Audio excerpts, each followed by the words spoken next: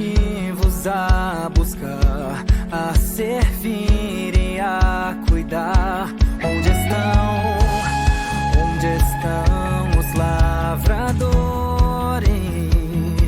com sementes a lançar? Regam vida ao caminhar. Onde estão os chamados a fora anunciar?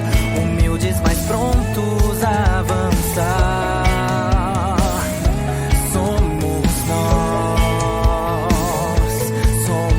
nós, igreja, um corpo em serviço e amor, a casa do Espírito, voz do Senhor, o braço estendido do Pai que em nós vivo está. Somos nós, a noiva que vive a palavra pregar, proclama o reino até Cristo voltar, e até que Ele venha, por Ele resistirá. Somos nós.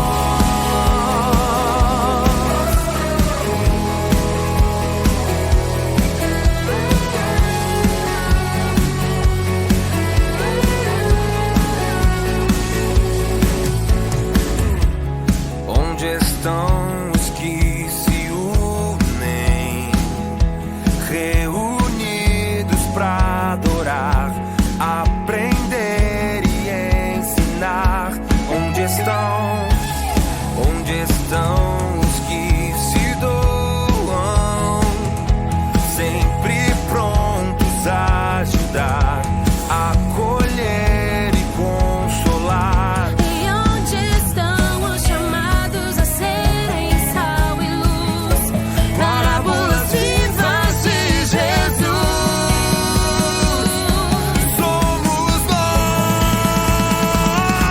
Somos nós, igreja, um corpo em serviço e amor, a casa do Espírito, voz do Senhor, o braço estendido do Pai que em nós vivo está. Somos nós, a noiva que vive a palavra pregar, proclama o reino até Cristo voltar, e até que Ele venha, por Ele resistirá. Somos nós, a igreja, eleita geração, sacerdócio real e santa nação. Somos povo de Deus, pelo mundo anunciar as grandezas daquele que um dia nos chamou, e das trevas à luz nos resgatou, para sempre ao seu santo nome glorificar. Somos nós, igreja, um corpo em serviço e amor, a casa do Espírito, voz do Senhor, o braço estendido do Pai que em nós vivo está. Somos nós, a noiva que vive a palavra pregar, proclama o reino até Cristo voltar, e até que Ele venha, por Ele resistirá. Somos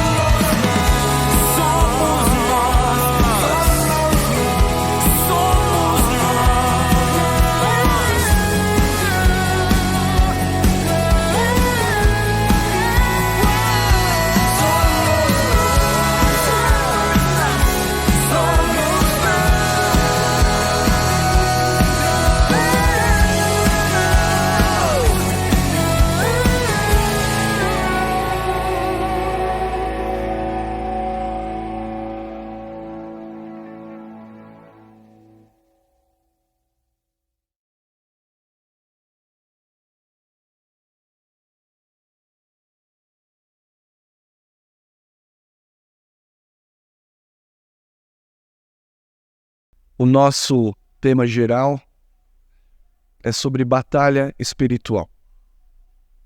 Esta é a 8ª pregação com esse tema. E entre as doutrinas que tenho ensinado a vocês sobre isso, está a compreensão de que a realidade que nos cerca também tem uma dimensão espiritual.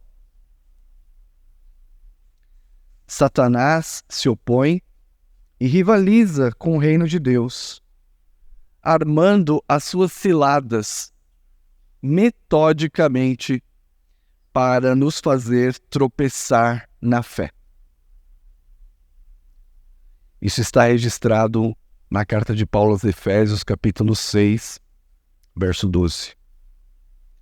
Essa doutrina de batalha espiritual nos ajuda a lidar com dilemas diários: perdão, julgamento, relacionamento familiar, submissão.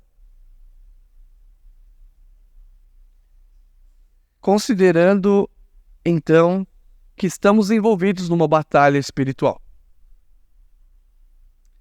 Nós já aprendemos que nesta batalha o Cristo é vencedor, de que esta batalha não tem forças equivalentes, visto que Satanás nada pode para impedir definitivamente o avanço do reino de Cristo. Mas ele nos faz tropeçar. E quando nós temos a ideia de que a nossa luta não é contra a carne, a nossa luta não é contra a carne, nem contra o sangue, mas contra os principados e potestades assentados nas regiões celestiais, contra os dominadores deste século. Então, quando compreendemos isso, até no nosso relacionamento entre irmãos, nós vamos ter discernimento espiritual e confiança no poder de Deus. Então, meu assunto hoje, dentro dessa passagem, é avançando sobre a defesa do inimigo. Avançando sobre a defesa do inimigo. E aqui não é relacionado a esportes, né? Mas a nossa batalha espiritual. Então, meu foco hoje, o foco desta passagem, é destacar o poder do Evangelho para destruir as fortalezas do coração endurecido, penetrar nele e tirar de lá os cativos. Nosso querido amigo ficou cativo um tempo. Poder do Evangelho para nos tirar do cativeiro. E o objetivo de Paulo nesses versículos é ostentar o fato de que não há nada no mundo que seja tão sólido e estruturado que esteja fora do alcance do poder de Deus, que Deus não possa destruir. Na oração dos santos, ouvimos isto, de que as fortalezas do coração endurecido não são suficientes para resistir o poder do Evangelho da Graça. Então este é nosso assunto e o propósito é, mais uma vez, fortalecer a fé dos que têm passado por provações no casamento, no trabalho, no ministério da igreja, consigo mesmo na luta contra o pecado. Mas que muitas vezes se sentem derrotados, à beira do desespero. Esse é o primeiro objetivo, fortalecer a fé. O segundo, hoje especialmente, esclarecer as mentes. Também foi orado aqui que a mente dos que estão em pecado está obscurecida, endurecida, refratária à verdade. Então, para estes, que hoje a palavra sirva para que vocês estão se protegendo, tentando fugir da verdade no engano do pecado, tentando justificar o seu pecado. A palavra de Deus é para você, para que você tenha a mente esclarecida e que você não se submeta à escravidão do pecado. Leiamos a palavra de Deus. Deixa eu ler a partir do versículo 1, apenas para que os irmãos entendam o contexto.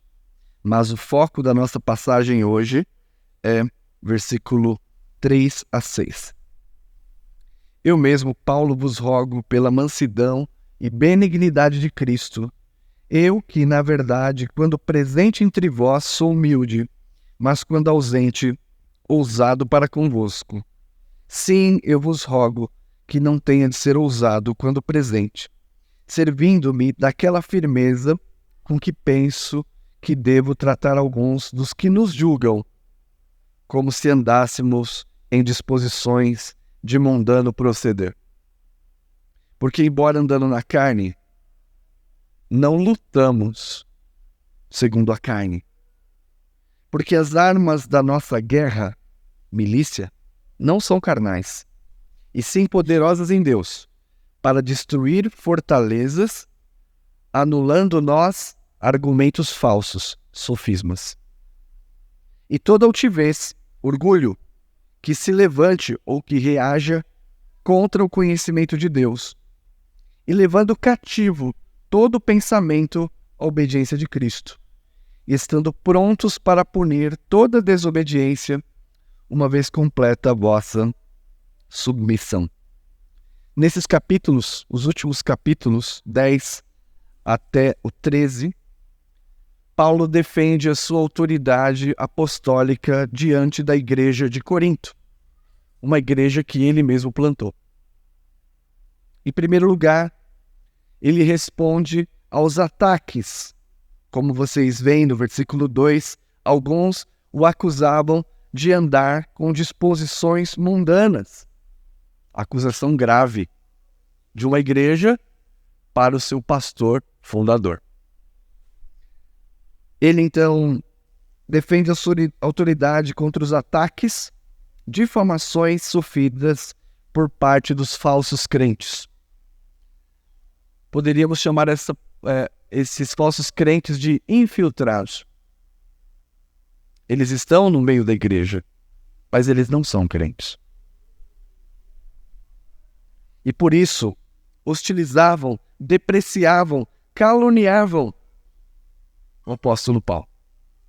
E o motivo pelo qual ele escreve o capítulo 10 a 13 é defender a sua autoridade. E aqui, irmãos, veja como é grave. Esses infiltrados, que eram aqui os falsos apóstolos, falsos mestres, se apresentavam como anjos de luz, mas eram falsos como Satanás.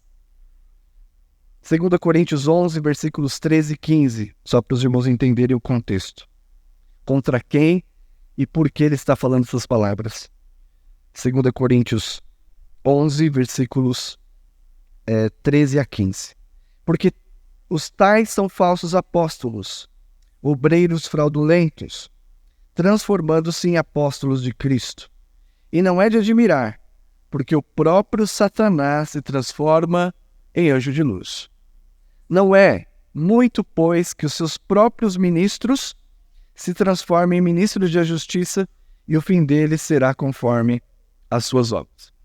Então eles apresentam, têm uma aparência de luz, mas é um grupo infiltrado que, na verdade, está militando por Satanás dentro da igreja. É possível, acabamos de ler, em que uma igreja séria haja pessoas infiltradas, professas, mas que nunca receberam a graça de Cristo e nunca foram salvos, mas têm aparência de anjo de luz. E são esses, não todos, que estão atacando a autoridade de Paulo. Por isso ele precisa responder com firmeza e severidade, porque todos os apelos tinham sido ignorados. E assim é também na administração eclesiástica. Quando os pastores confrontam os membros em amor, em bondade e longanimidade, mas estes se mostram duros em suas práticas, então troca-se a longanimidade pela severidade. E isso é bíblico. Tal como o pai educa o filho. Primeiro, com doçura, visando arrependimento. Mas se a criança não se arrepende, é hora de ser severo. Eu li essa carta segunda-feira para pregar hoje.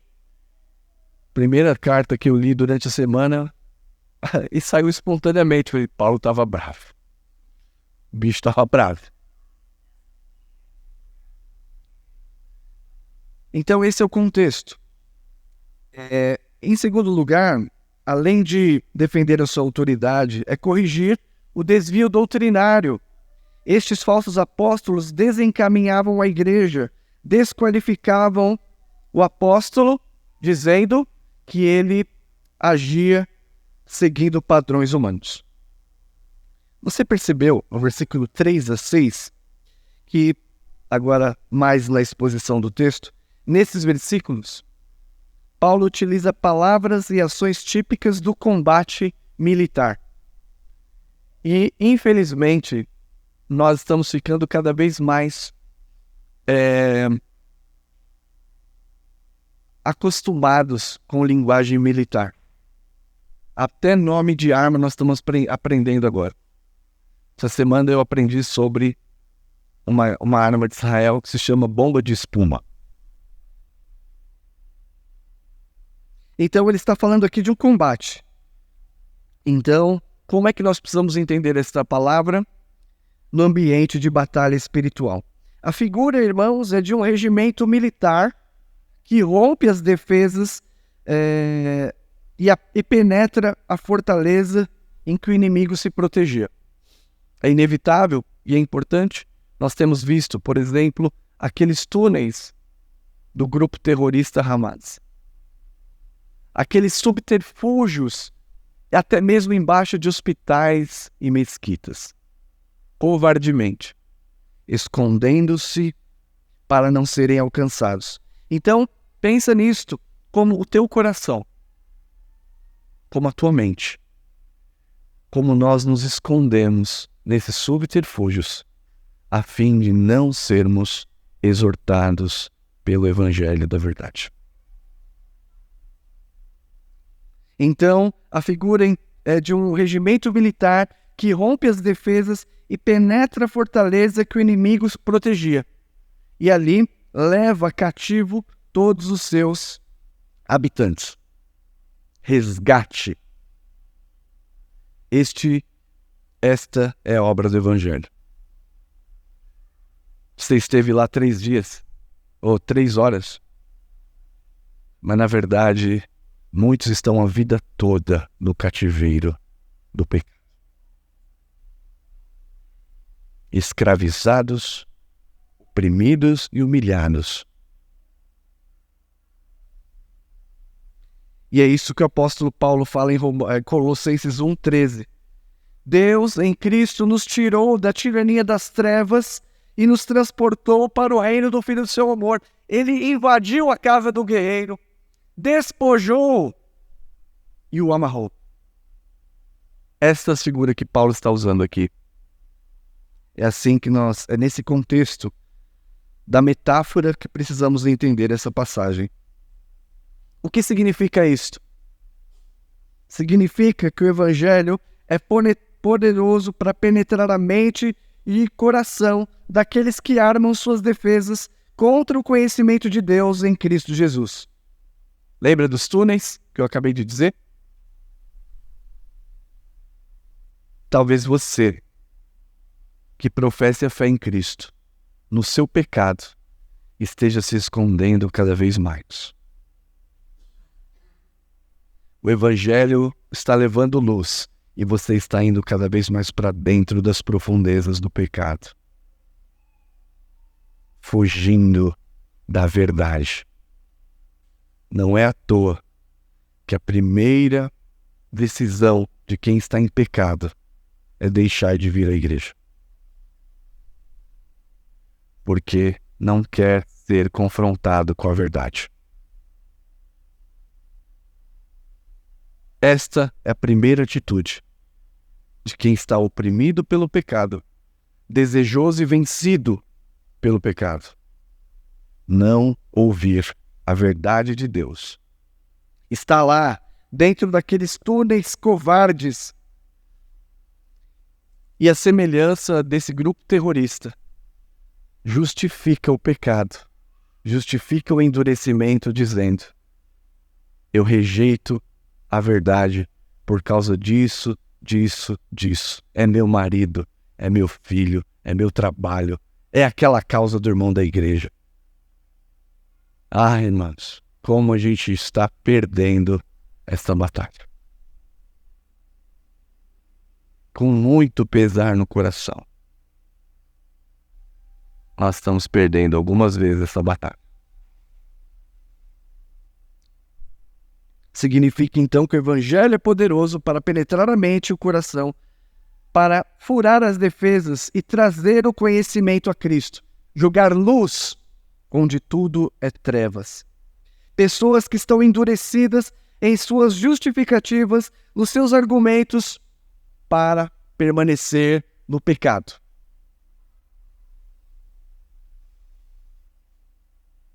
Qual é o pecado no qual você está, o qual você está tentando justificar? Deixando-se escravizar pelo inimigo das nossas almas. Então, o primeiro ponto aqui é este. Nesta batalha, com este significado, neste contexto, a arma usada no combate. A resposta é, versículo 3 a 5. Porque as armas da nossa luta não são carnais, e sim poderosas em Deus para destruir fortalezas, anulando nós argumentos falsos e todo orgulho que impede que o conhecimento de Deus alcance a sua mente, levando cativo todo o pensamento à obediência de Cristo. Não são carnais. Pastor, o que é uma arma carnal? Há algumas interpretações. Eu li comentários bíblicos exegéticos, mas, me perdoe, né? O Papa, desculpa, forma de falar Calvino, mas eu vou arriscar e eu penso que tem mais solidez. O que significa batalhar com armas carnais? Está na própria carta. Eu vou citar o que é e depois você pode consultar na sua Bíblia. Por arma carnal, Paulo quis dizer, com base nas duas cartas, a primeira e a segunda carta aos Coríntios. Primeiro, basear sua experiência com Cristo em sabedoria humana. A pessoa não experimentou Cristo. Ela ficou presa no discurso. Ela ficou presa na estética do culto. Ela ficou presa por coisas superficiais. Mas ela tem sua experiência com Cristo apenas na sabedoria humana e nunca experimentou Cristo e o poder de Deus. Esse é um carnal. Segundo, ser inconstante. Ser inconstante. Ter ânimo dobre, a palavra é essa, ânimo dobre. Você sabe que é ânimo dobre? É uma alma dobrada, que um lado, ou duas almas que ela fica puxando, cada um para um lado. Isso está em 2 Coríntios 1,17. Esse é um carnal. É assim que a gente age como carnal na batalha espiritual. Sua alma puxa para um lado e para o outro.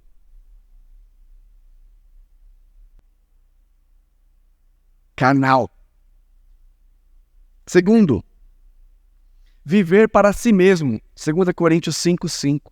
O que importa é você. O que importa são suas opiniões. O que importa são seus gostos, as suas preferências e o que você acha que é certo. O último desejo da sua vida é amar a si mesmo. Carnal. Ainda, 2 Coríntios 6, 14 e 15. Colocar-se em julgo desigual com incrédulos. Ou seja, compartilhar a mesma mentalidade e os mesmos objetivos. É responder às demandas da tua vida, não como um crente, mas como um ímpio. No seu casamento, no trabalho, na igreja, no reino de Deus, no seu ministério. Você professa Cristo, mas age como infiel, como fizesse contrato com o mundo e não com Deus. Carnal. E por último, 2 Coríntios 11, 18, focado na sua glória e honra pessoais. Todas as vezes que você enfrentar a batalha espiritual com essas armas aqui, qual é o resultado? Derrota. Derrota para você, derrota para a igreja. Então esse foi o primeiro ponto. Que a arma usada no combate não devem ser estas. Segundo ponto, quais armas usar? Aquilo que é poderosa em Deus. Ele não diz que arma é essa. Mas ela é poderosa, mas diz por que ela é poderosa. Eu acredito que esta arma poderosa é o Evangelho. E outros também pensam assim. Não me envergonho do Evangelho, porque é o poder de Deus para a salvação da tua alma. É o poder de Deus para salvar. Primeiro o judeu e também o grego. É o dinamis, que pode explodir os túneis nos quais você está escondido. Nas quais você está escondida e cada vez mais se aprofundando, o Evangelho vai e abre tudo. Puf! Não tem mais como se esconder. A luz de Cristo brilha.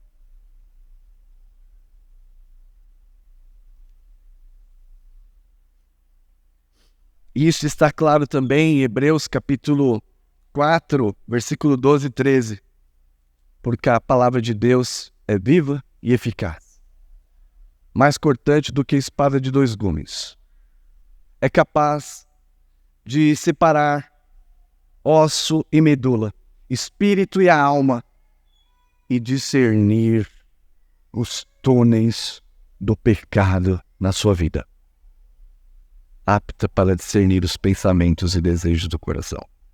É por isso que a primeira coisa, quando você está em pecado, a fazer é fugir da palavra e da pregação. Em outras palavras, você está se entregando ao inimigo. Então é poderosa em Deus, como eu disse, que é o Evangelho, e ele diz por que ela é poderosa. Primeiro, porque ela destrói fortalezas. E a Bíblia diz isso em Provérbios, né? Quando você vai lidar com o irmão que está magoado, é mais fácil entrar num castelo fechado do que entrar no coração de quem está amargurado. Mas o Evangelho, ele quebra essa fortificação, quebra os discursos racionais. Você tenta se abrigar na desconfiança. Você tenta se abrigar na mentira, mas o Evangelho rompe estas barreiras que você tenta se esconder. Depois das trevas, luz. Destrói as fortalezas. Segundo, porque ele é poderoso. Desfaz sofismas, argumentos com base falsa que levam a uma conclusão falsa. O nosso coração está sempre fazendo isso. Pois o 10 pode me corrigir, mas me parece muito parecido com a racionalização. Eu estou fazendo isso por causa disso. Isso é por causa disso. E você justifica o seu pecado. Sofismas, faz um longo discurso Ah, mas é isso, ah, mas é aquilo, ah, mas é aquilo outro, aquilo outro, aquilo outro. Chega! Chega de dar desculpa! O Evangelho vem para te libertar, não para que você fique escravizada para sempre.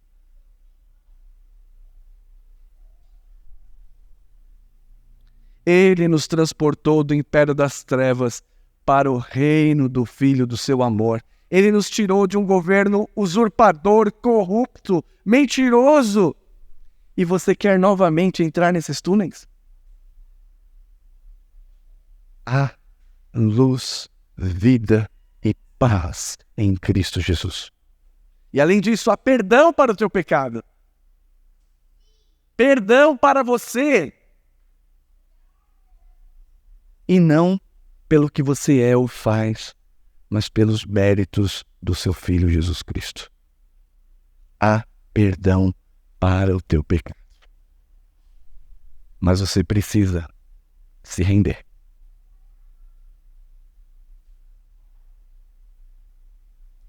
Anular o orgulho, a altivez. Pensa num escudo protetor que é o orgulho. Às vezes, no pastoreio, pode ser que você diga assim: opa, eu falei o problema para o pastor, mas até agora ele não fez nada. Vocês têm testemunho, eu digo, eu vou orar. E às vezes demora um tempão mesmo. Porque eu estou orando para que Deus quebre o orgulho primeiro.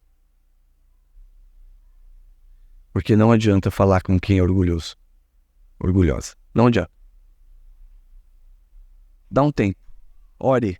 E quando for falar, eu só preciso falar do Evangelho. E por último, leva cativo todo o pensamento à obediência de Cristo. Então Jesus pega os seus, os que estão no cativeiro, resgata, e ele não fica mais sob o domínio do terrorista, do bandido, do nosso inimigo, mas ele fica agora sob custódia de um amor bondoso, suave. Aprendei de mim que sou manso. Tomai sobre si o meu jugo, o meu fardo é leve. Fica sob o domínio, então, de Cristo. E essa é a diferença entre império e reino, por Paulo. Império é algo usurpador, imposto pela força, injusto. O que é reino? Algo que é legal, justo, com leis e normas. É isso que Deus quer para você. Te tirar da tirania de Satanás, que subjuga a tua vida, para um jugo suave e gracioso de perdão e vida. O que você quer?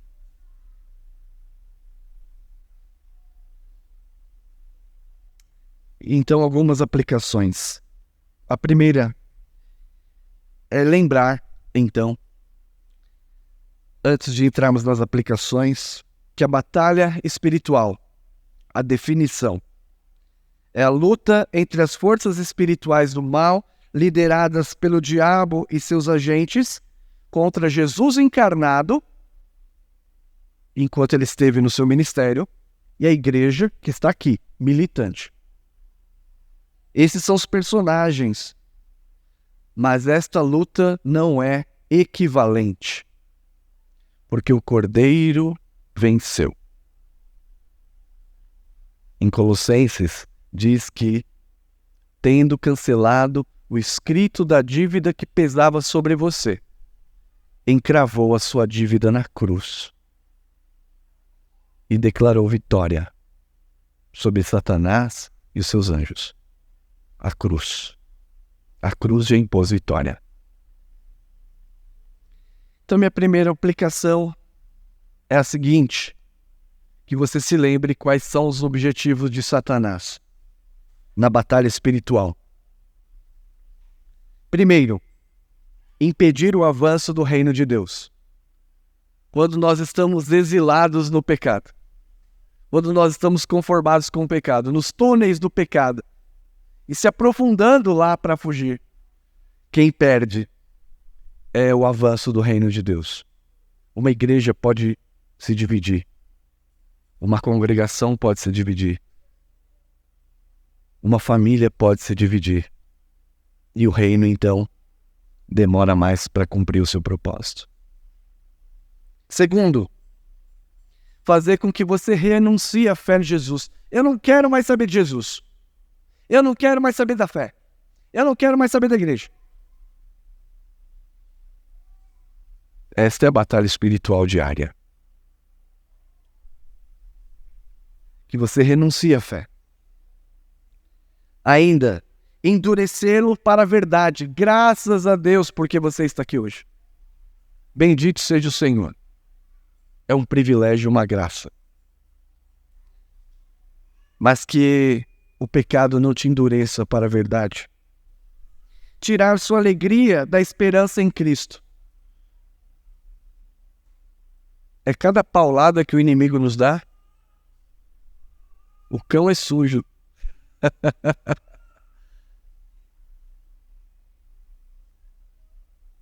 Mas como o reverendo Boanerges Ribeiro dizia, pastor presbiteriano, se o cristão não olhar para a cruz e ficar olhando para cada cachorro que o ameaça na rua, ele não chega no final.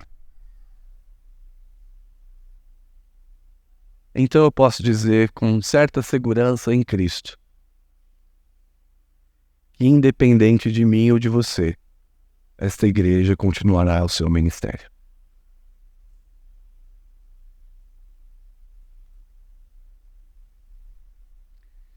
Ainda, aprisionar sua consciência e seu pensamento ao mundo, escravizá-lo,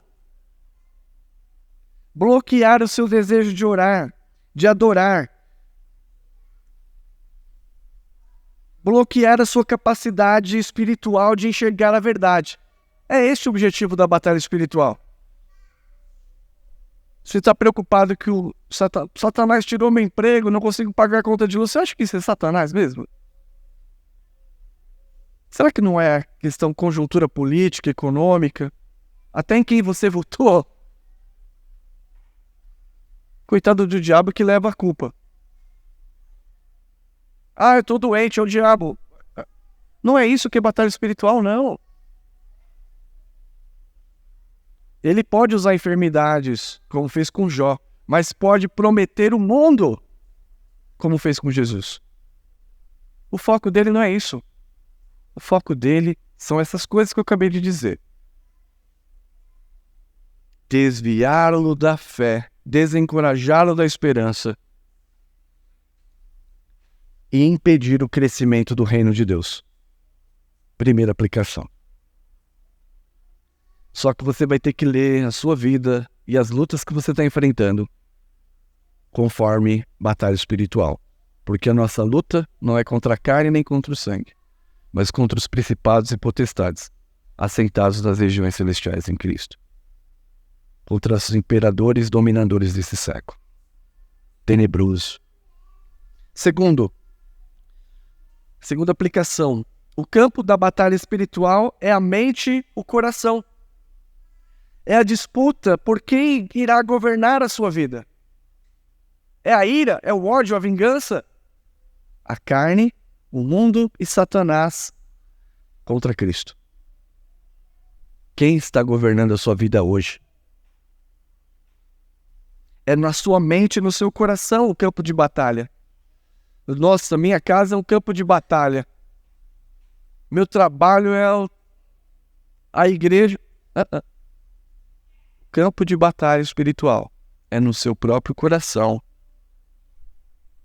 e mente. É aí que começa. E quem vencer a disputa te conduzirá.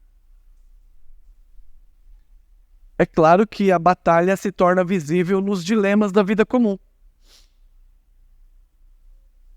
É ter de suportar uma notícia que você não esperava. É ter de suportar uma luta. É ter de dizer não às tentações de prazer. mas começa no coração e na mente. Terceiro lugar, a linguagem de Paulo. O cristão está num combate. Então você não está na Disneylândia. Um dia depois da igreja se tornar organizada, uma semana depois, uma avalanche de problemas.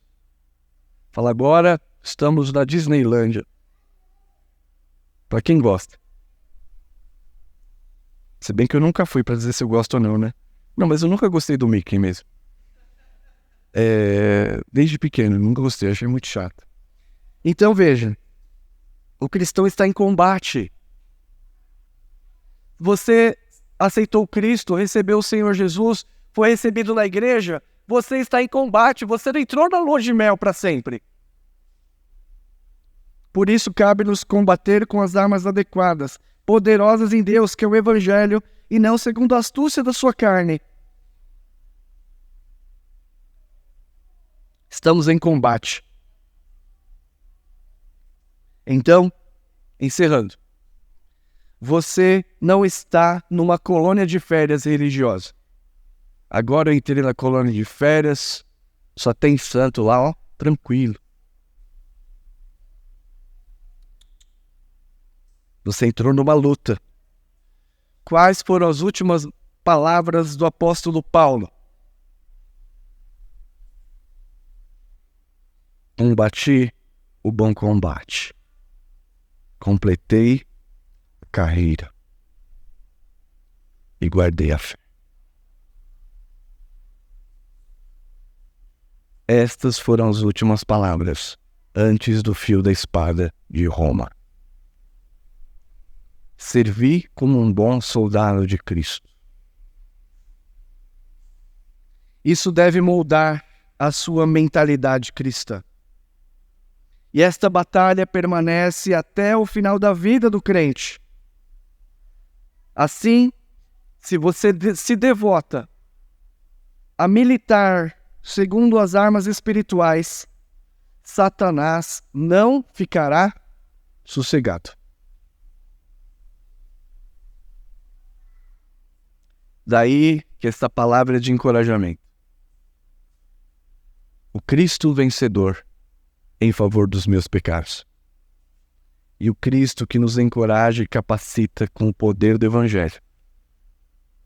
Então, presbíteros, na hora de pastorear, evitemos as nossas opiniões pessoais e manifeste o Evangelho, porque este sim é irresistível.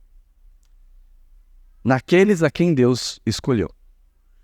Porque, diz Paulo nesta mesma carta, nós somos barro, vasos de barro, e Deus nos usa como vasos de ouro. E o poder é dele e para ele. E se esse evangelho está encoberto para você, é porque Satanás cegou seus olhos, para que não veja a luz de Cristo. Então a culpa não é minha, se você não se arrepender. Vocês sabem a culpa. Arrepende-se. Saia deste túnel no qual você está. Porque Cristo está chegando aí agora. Eu sou a luz do mundo. Quem me segue não andará em trevas, mas terá a luz da vida. Que o Senhor Deus os ajude. Amém.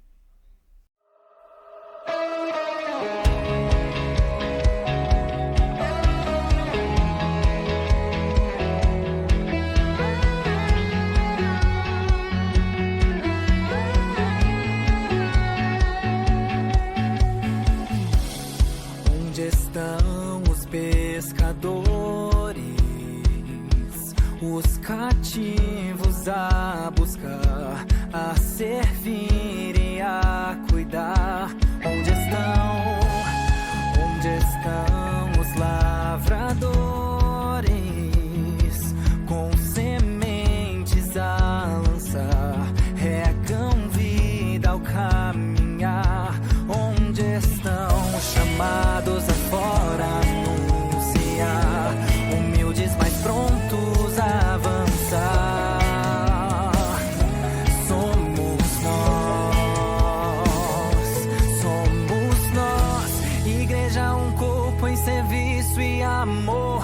casa do Espírito, voz do Senhor, o braço estendido do Pai que em nós vivo está. Somos nós, a noiva que vive a palavra pregar, proclama o reino até Cristo voltar, e até que Ele venha por Ele resistirá. Somos nós.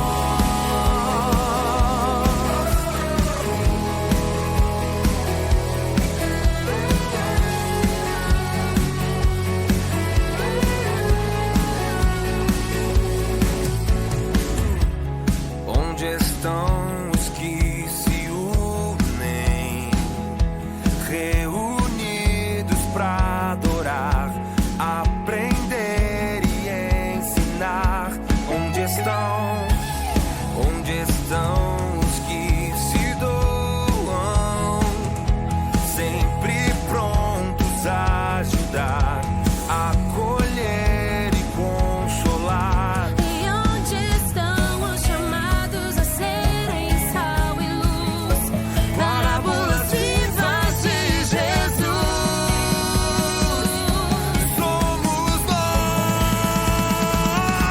Somos nós, igreja, um corpo em serviço e amor, a casa do Espírito, voz do Senhor, o braço estendido do Pai que em nós vivo está.